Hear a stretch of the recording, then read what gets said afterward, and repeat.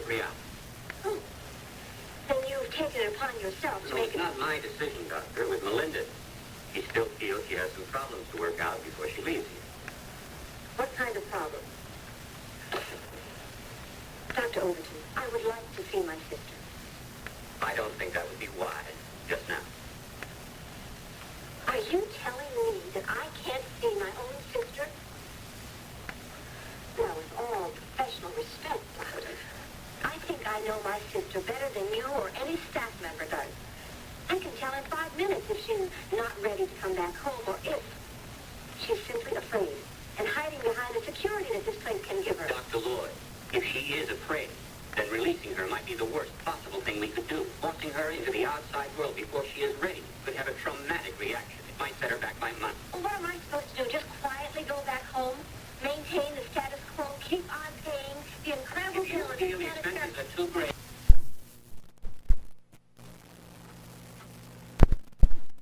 Point is, I would like to see my sister and judge for myself how she's coming along. Now, is that such an unreasonable situation? Under normal circumstances. No.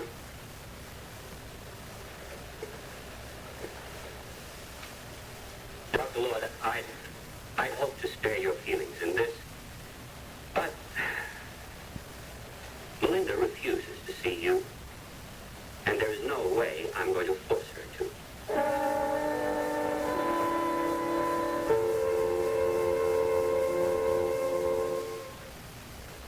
Next on One Life to Live.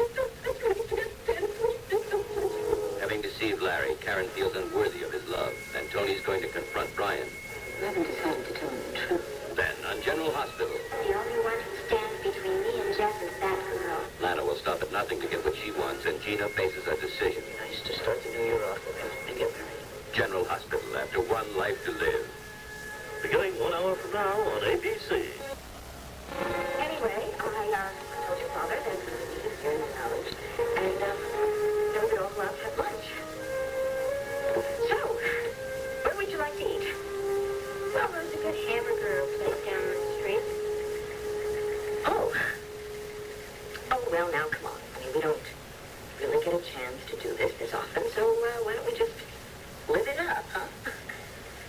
I mean, that's one of the nice things about school holidays is that we can spend time together. Mrs. Kendall, I've been looking everywhere for you. Oh, what is it? Mr. Lord has been trying to reach you all day. He says it's very important. Wants you to call him as soon as possible. Melinda refuses to see you, Dr. I'm afraid so. Why?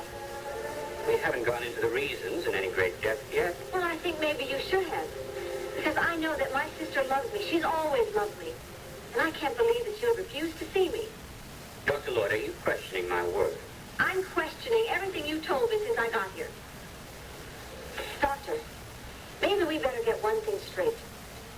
If I'm not allowed to see my sister, I'm going to stop paying her bills at the sanitarium. And I'm sure you're quite aware that my sister does not have one red cent of her own. Will you come home, Karen? I think we can work things out. You really think so? Yeah, if it's what we both want. You really want me to come back, Larry? Oh, yeah. I don't deserve you, Larry. Maybe there's plenty of blame to go around. Look, when something like this happens, it's not just one... Well, Please, just don't touch me. I can't stand it. Please, just don't touch me.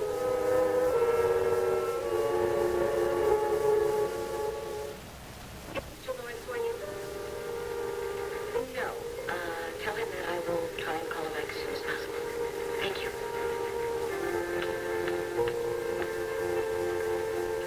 Brian, I really don't need that look. Tony has the right to call here anytime he wants to, and I have the right to talk to him anytime I want to. Why didn't you?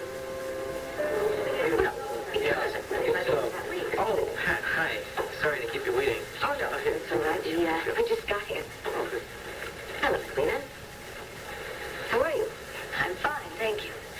Although running around after your husband all day has totally worn me out. Where does he get all his energy? Well, I think his secret is organization and discipline.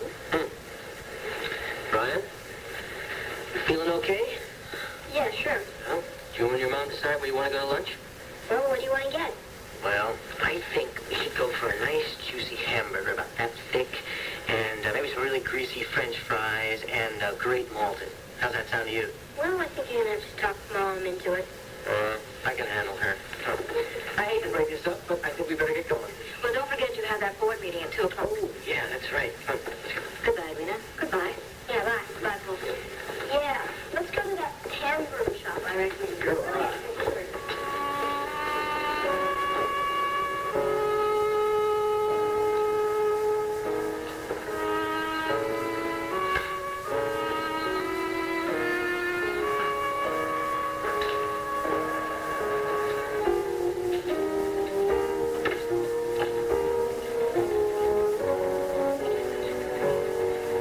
Hi, Lena. Hello, Becky. What? Oh, Becky, your shoes are fantastic. You like them? Oh, they're marvelous. You really are getting fashion conscious, aren't you? Well, I hope so. Oh, well, let me tell you, they're not too comfortable. Hi, what's happening? Nothing much. Except I'm late getting down to the composing room. See you later, Lena. Right, Becky, bye. What are those things she's wearing? Oh, well, they're very high fashion shoes. They look ridiculous. I mean, she could pull up those things and break her neck. Oh, I know. But I didn't have the heart to tell her. She's so proud of them. She's like a child. Well, I don't know about you, but I am starving. So when are we going to go to lunch? Huh? Edie, I just don't understand. You told Mrs. Kendall it was urgent that I get in touch with her? What is that supposed to mean, after lunch? 2 o'clock? Look, why don't you tell me what restaurant she's in, and I'll go to... I see, she's with Brian and Mr. Kendall. All right, fine. Thank you very much. Tony, I've read that letter 3 times. What is it, an overdue bill or something? I know it's from Brian. You mentioned it this morning when I brought the mail in. Did I? Yeah. It's really got you uptight, huh? Want to talk about it? No. No thanks, Wanda. I've done all the talking that I can. And it's got me absolutely nowhere.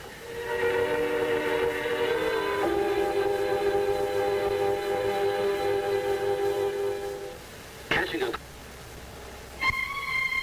What about it, Doctor? Will you allow me to see my sister or not? Dr. Lloyd, I can't. Melinda is afraid of you.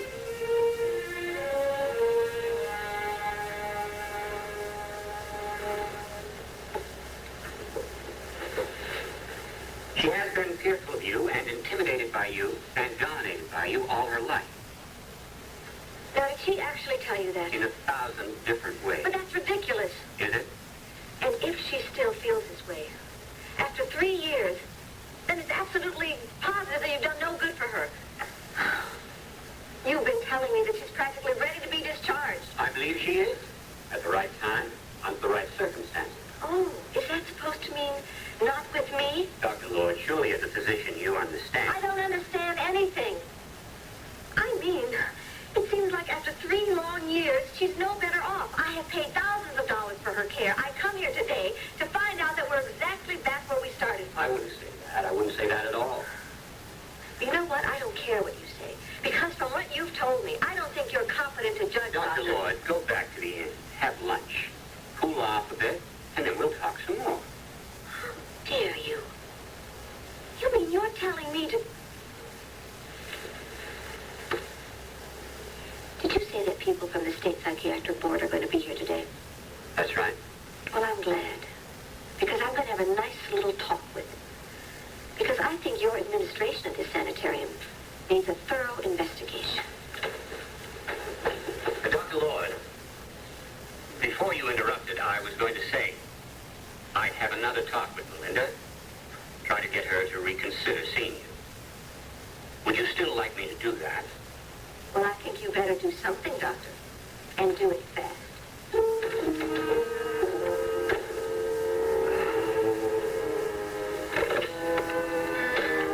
Send Melinda Kramer in to see me, would you?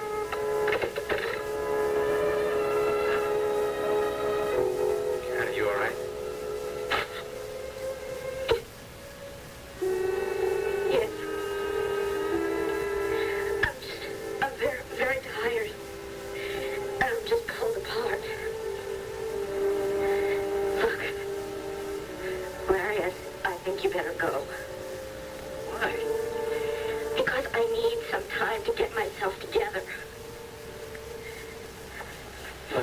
came over here because I think that one of us had to make the first step. Now, I'm sorry I blew my stack by that whole Marco Dane thing, all right? But you still think I did it on purpose.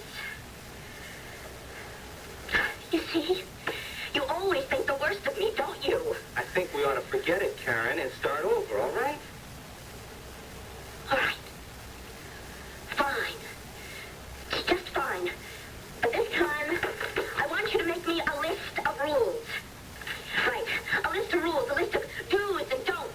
Like, do be a good little homebody, and do be waiting at the front door with the pipe and the slippers, waiting for you whenever you come. Gonna get us any place with you. And, don't go out unescorted, and, what am I saying? Don't go out escorted either, especially don't go to Tony's place where I might meet some of your friends and humiliate you.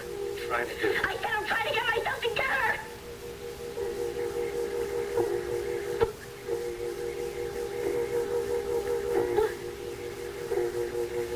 What do you want from me?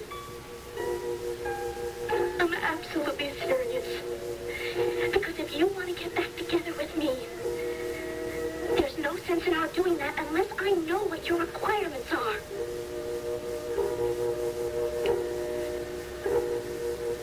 So be my guest. Drag up a chair. Take all the time you want. Just make damn sure you get it all down.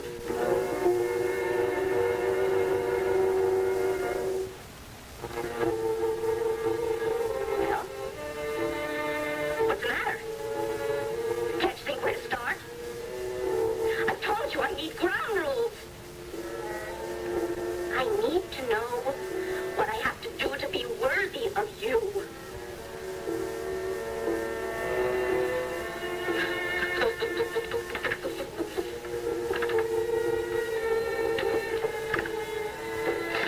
Yeah.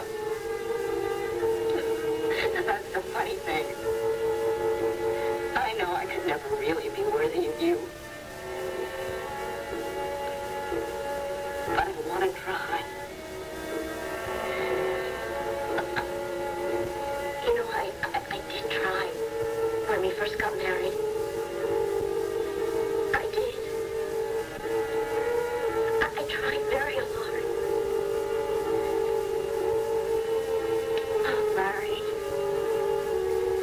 Why did you ever see in me in the first place? Why did you ever fall in love with me? Much less put up with me and made such a mess of everything. A terrible mess.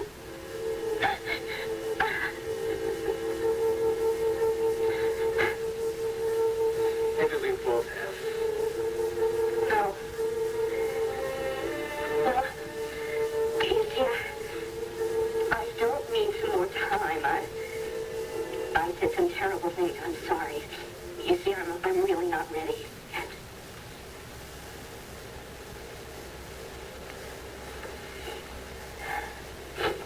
Stay here? Well, where else can I go?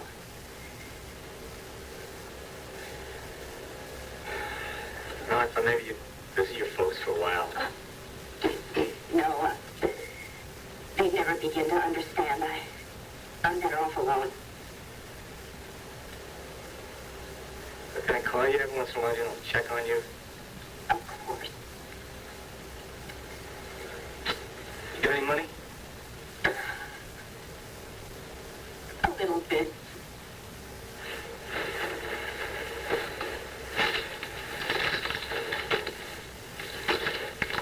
Better take this.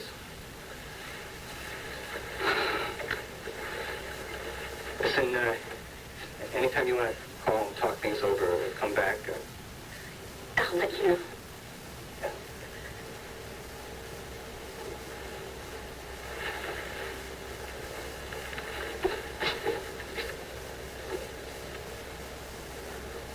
Danny asked about you this morning. He misses you, Karen.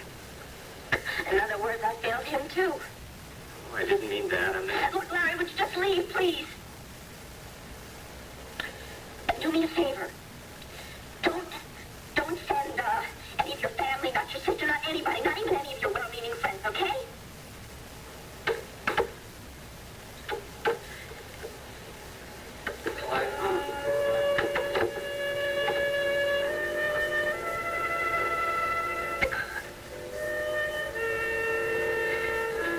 worthy of them either.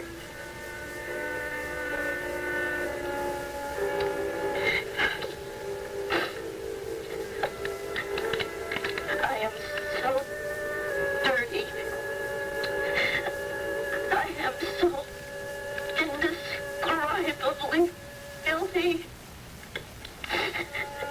And Larry, what I did before, the first chance I get, I'm gonna do it again. Oh, God, help me. Help me. Well, I promised your sister I'd speak with you again, Melinda. See if you might reconsider. Where is she? She's at the inn, having lunch. Sent her away so you could talk to me. I thought it best. Because she was angry. I know her very well, Doctor. Dorian doesn't like to be refused anything. You do know her well. Ironic, isn't it?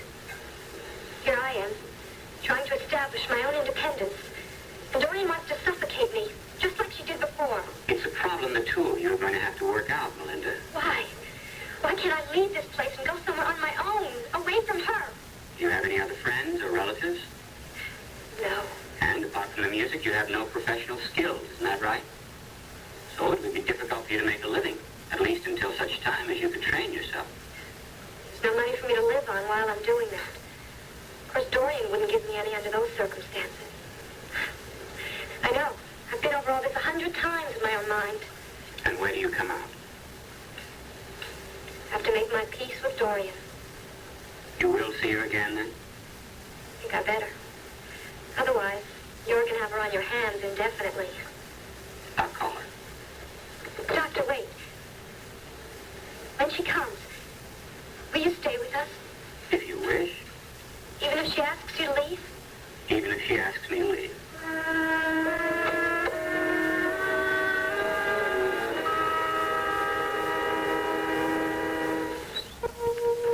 Well, thank you, Miss Hopkins, for coming all the way down here. Well, I really do appreciate it. Well, I don't know how anybody walks around on these things. Well, if you don't have to be on your feet too much, it doesn't matter. But what I can't understand is why I'd really suggested it for you in the first place. Because she's stylish, and she wants me to be. But why would you get Williams taking such an interest in you? Beats me. We're about as different as two people can be. Is it maybe Richard had something to do with it? What do you mean? Look, I don't know whether you have any intention of continuing your friendship with Richard. But if you do, I strongly suggest that you never, ever turn your back on Edwina Lewis. You mean that you think... I think she is very interested in him. Becky, where have you been? Hi, Miss Hopkins. Hello, I've been Richard. all over for you. This stuff has to go to composing. Well, I'll take it now. Wait a second, I have to go this very second. Becky, look, I wouldn't let Briggs catch you sitting around talking to people on company time. Oh, thank you, Richard. I'll remember that. Wait. You know, you'd think I had the plague or something, you know? She's been doing that every time I run into her. And when I called her to wish her a Merry Christmas, she wouldn't even come to the phone. You gotta do me a favor, Mrs. Hopkins. Okay, if I can. Well, I got a Christmas present for Becky. But I'd like to give it to her myself, but I think if I go over there, she'd slam the door in my face. So I was hoping that you'd give it to her for me. I sure will. What is it? It's a secret. But anyway, if I drop it off tonight after work, around 5, will you be home? Would that be all right? It sure will. And that's just fine. Because if you come over at 5, we get out the little razzle-dazzle there. Hello, how are you? So good to see you. Did you have a lovely Christmas? Oh, lovely. Thank you. Good. Rich, I'm going to be decorating my new apartment tonight. Could you come by and help me move some furniture, please? Yeah, okay. Good. It was very good to see you. Oh, Becky. Where did you get those? Oh, these are my regular shoes. Miss Hopkins brought them from home for me. Well, where are your new ones? They hurt. I'm walking around all day on them. They hurt. That's right. Well, these are very nice, very practical looking. I think that those other shoes please. I need to break them in a little at a time. Richard, dear, do you have a moment? I want you to look over the markups for the proof page of the new magazine. I have a feeling that we have much too much copy, that we really should break it up somehow with more pictures and subheads and things like that, you know? Miss Hopkins, give me those sheets. Let me have another go at them. No, you don't. And if you listen to that woman one more time, she's going to make a complete fool out of you.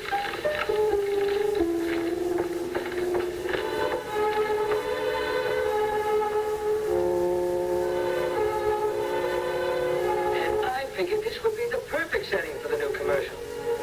Tiffany lamps, stained glass, it's all great. What'd you say the product was again? Our client is bringing out a new low-calorie beer. It did great in the test market. Cincinnati, Indianapolis. Did.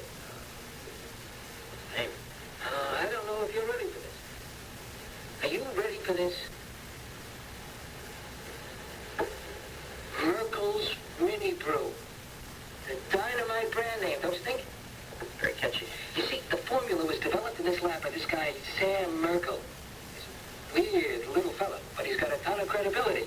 And we're doing an on-camera commercial with him. You know, the audience is going to identify with him. Perfect. Anyhow, I figure we could get our crew in here some afternoon before you're open. You want to bring them in before there's any customers? You mean you want us to do it with real customers?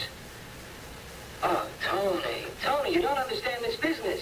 You see, we've got to get actors who can be customers. And customers don't look like customers. You'd be amazed. I see. Where was I? Oh, yeah. And then we open around the area of the bar with the waitress picking up a whole tray of Merkel's Mini Brew. Bottles and track. We're pushing them both. See? And... What's that? That's my bookkeeper. Oh. I thought it was a spy from another agency. You can't be too careful these days. Wanda? Yes? Would you come over here a minute, please? Sure. I'd like you to meet Mr. Kellogg. Mr. Kellogg works for an advertising agency, and it seems that they want to shoot a commercial here. Oh, pleased to meet you. Mr. Kellogg, this is Wanda Woolley. Fantastic! To have my lipstick on crooked or something? You got an 8x10 glossy, Wanda? What? Those are those big pictures of yourself, you know, like movie stars have. Oh! What exactly do you have in mind? You know what I said to you before? Ignore it. Here is a customer who looks like a customer. Hold it. Have you ever been a waitress?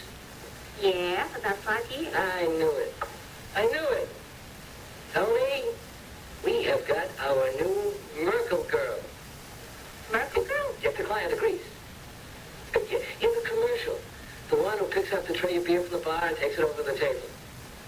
Oh! Oh, I don't know. Oh, imagine Vinny's thinking I was going to be on television. I Up don't to know if I can do you, of course. But I know it'd fly. Why? Fly-wise. Oh. Wanda, why don't you take Mr. Kellogg and buy him a drink? Anything he wants. Right, I'll even give him a grand tour of the whole place. Right, come with me? Oh, super. Lead the way, Wanda.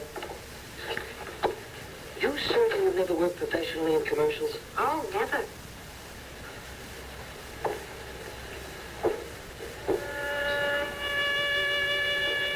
Got your message? I'm glad that you got back to me so quickly. I'm sorry it was impossible for me to call at the time. Well, never mind. You're here now.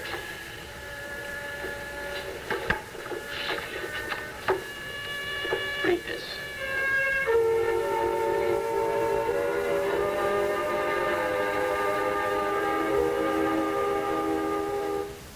Oh, Melinda, how are you? You look so wonderful. You're fine, Dorian. I'm so glad. Oh, Dr. Overton, please, let's don't keep you if you have something else you can do. Melinda asked me to stay. Oh, of course. Anything that you'd like.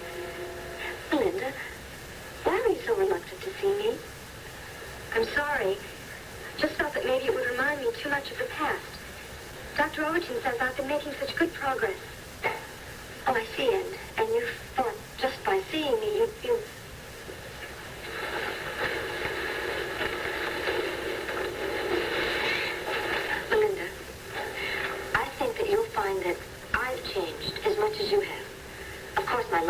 everything's very different now. I don't practice medicine anymore, and I would like to think that I've learned something about our relationship.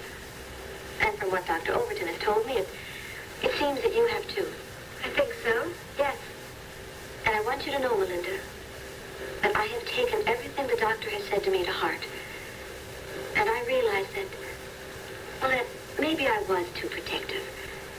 And maybe tried to make you depend on me too much. But the truth of the matter is, I need you every bit as much as you need me. Why? Well, because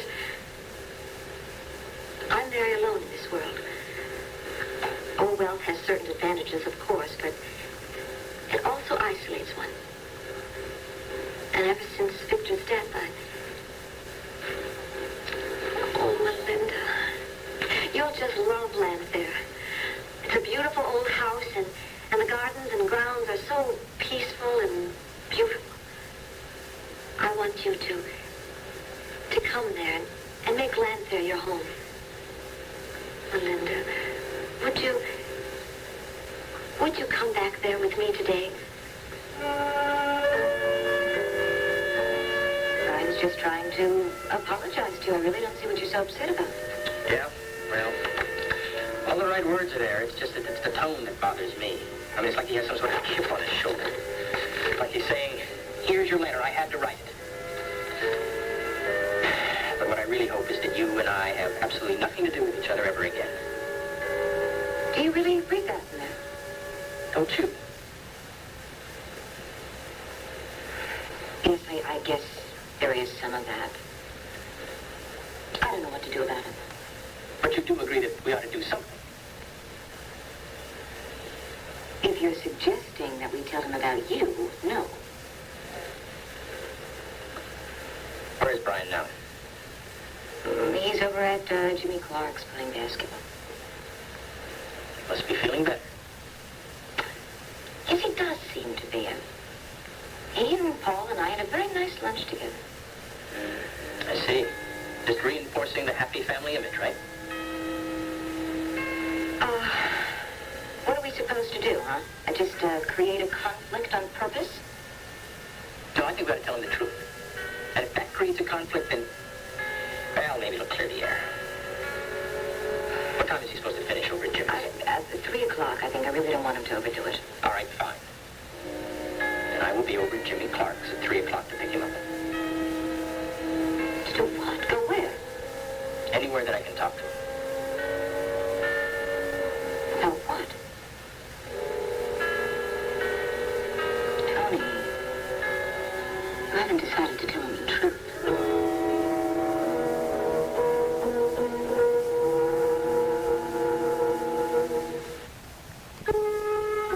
Dr. Lloyd, I don't think you should press Melinda for an on-the-spot decision.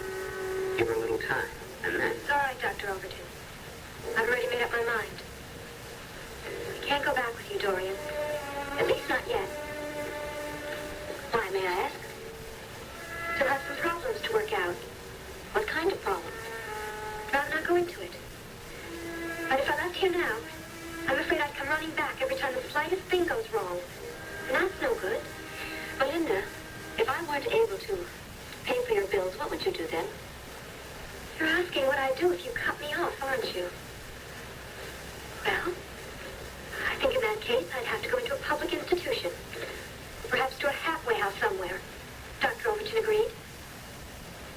Are you going to stop paying the bills, Dorian? No, of course not. I was just hoping that if you loved me and if you trusted me, you would see all of this very differently. I do love you, Dorian. I always have. Maybe that was the trouble. I loved you too much. Goodbye, Dorian.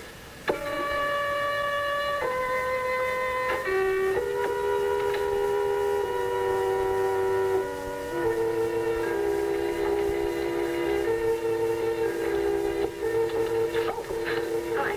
Oh, back already, huh? Yes. Listen, you know that note of apology that we made Brian write to Yeah, right. Tony is very upset about it. Why? Because he senses Brian's hostility. Well, what'd you expect? practically allergic to one another. And Tony does have a way of alienating people. Yes, I know. He's strong-willed. Yeah. Well, he can take that strong will and go somewhere else with it. I don't want him upsetting my son with it. That's right. I said my son. I don't give a damn about biology. I never have. Well, Tony does. You know, he's picking Brian up at Jimmy Clark's right about now.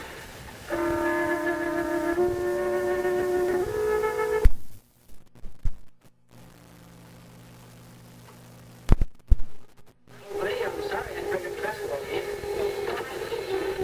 Well, your mother said it's about time you come home anyway. Yes, so she'll be mad if I don't think... It's all right. Talk to her, and she knows that I picked you up. Besides, I want to have a talk with you. What about? Letter you sent me. So what? I mean, yours says I apologize to you. Yeah, it says that. It says a lot of things. Brian, why do you hate me and your mother so much? Because that's it, isn't it? It's not just me, and it's not just her, it's both of us. You might as well tell me. Because you're not going to leave here until I get an answer.